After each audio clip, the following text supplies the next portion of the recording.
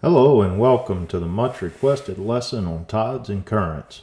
This is the first of a four-part lesson on tide tables, and then we'll cover the tidal current tables in another four-part lesson. From the very first video I ever published on this channel, I've been getting requests to do a lesson on tides and currents, but I'm just now getting around to it. One of the main reasons for the delay is that in order to work out these problems, you have to have a copy of the 1983 tide and tidal current tables, and I didn't have one. But I was finally able to get a copy from marine education textbooks in Houma, Louisiana for about $50. And then I had to destroy it so I could run it through the scanner in order to use it in my videos. Another reason I've not posted a video in quite a while is that my mic broke and I had to get another one. Yeah, a little more money spent. But the bottom line, folks, is it actually cost a little money to make these videos.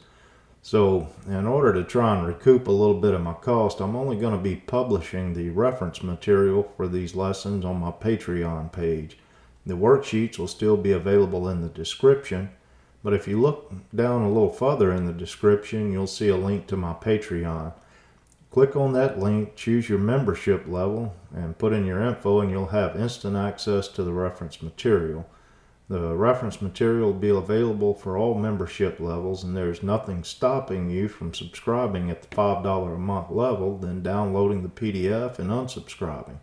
However, the Patreon members are highly appreciated, and if you price this class at a school, then compare it to the cost of a year's subscription, even at the highest subscription level, you'll see you've come out way ahead using this study material.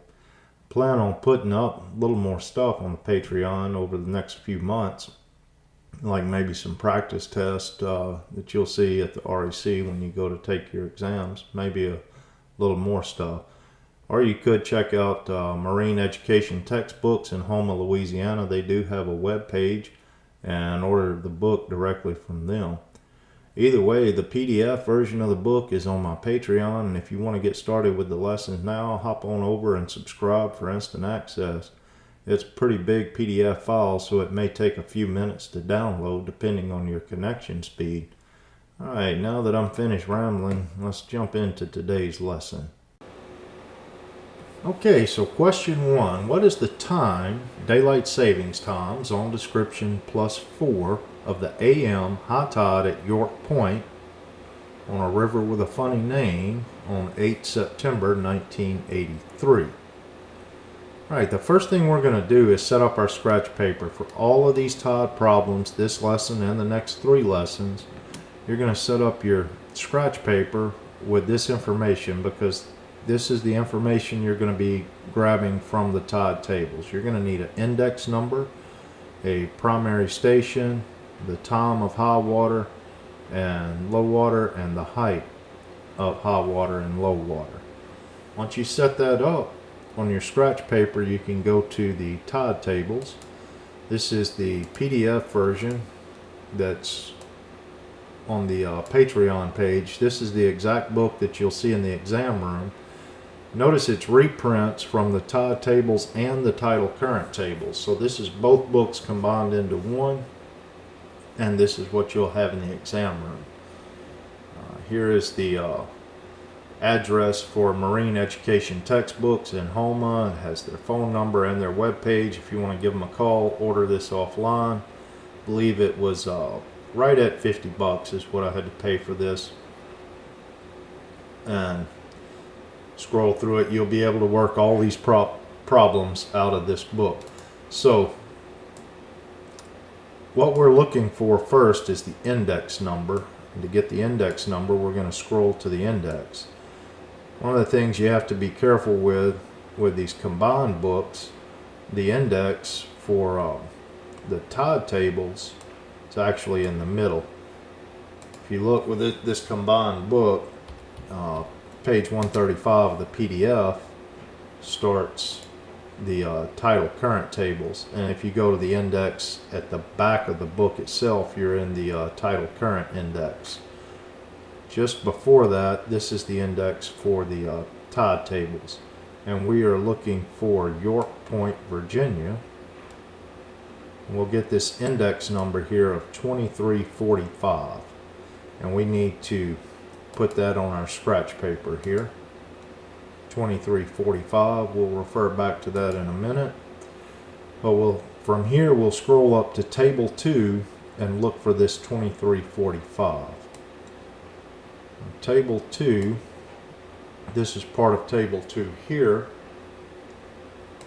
And our 2345, I just happen to know that it's on page 98 of the PDF. And we'll find 2345 right here. York Point, that river. And these right here are our corrections that we are looking for. Alright? If you scroll up to the top, you'll see the differences in time and height, high water, low water, just like we laid out on the scratch paper. And our corrections for high water time is -7 minutes. Low water time is +1 minute. High water height is a difference of -0.1, and there's no difference for low water height. Alright, so let's put this on our scratch paper. And even though this question is only asking for the AM high tide, we're going to go ahead and get in the habit of getting all 4 of these numbers here, because this is the only lesson that's only going to ask you for one thing. You're going to need to know how to do that, so let's go ahead and get in the habit of doing it now. Alright, so let's go back to the tide table now that we've got our corrections, and we're going to follow this column up till we see the word on something, and that's going to be our primary station. This one happens to be on Hampton Roads. It starts on page 88. So let's put that on our scratch paper. Hampton Roads, page 88. And then from here we'll go to the primary stations. And that will look something like this towards the front of the book. The page numbers are off a little bit from the PDF numbers. This is actually page 57 of the PDF. Gives us Hampton Roads. Notice it was page 88 in the original. And here we're looking for a date. Notice the dates are in these columns: January, February, March. We're looking for 8 September. Still on Hampton Roads, there's September the 8th, and the question's asking for the AM high water, I believe. Yeah, AM high tide. So we're in September on the 8th. Here are the 2 AM tides. This is the time. This is the height. And you look at the height, that -0.1, that's going to be low water. 3.4, that's going to be high water. Alright, the time is 3:43 and 9:55. Alright, sometimes on these questions you'll have to go back to the day before. After you apply your corrections, your time may fall, say, in between those 2 times. It's no big deal. You just use the time from the previous day. Alright, so let's get this information here, the AM high tide and the AM low tide, and we're going to put that on our scratch paper.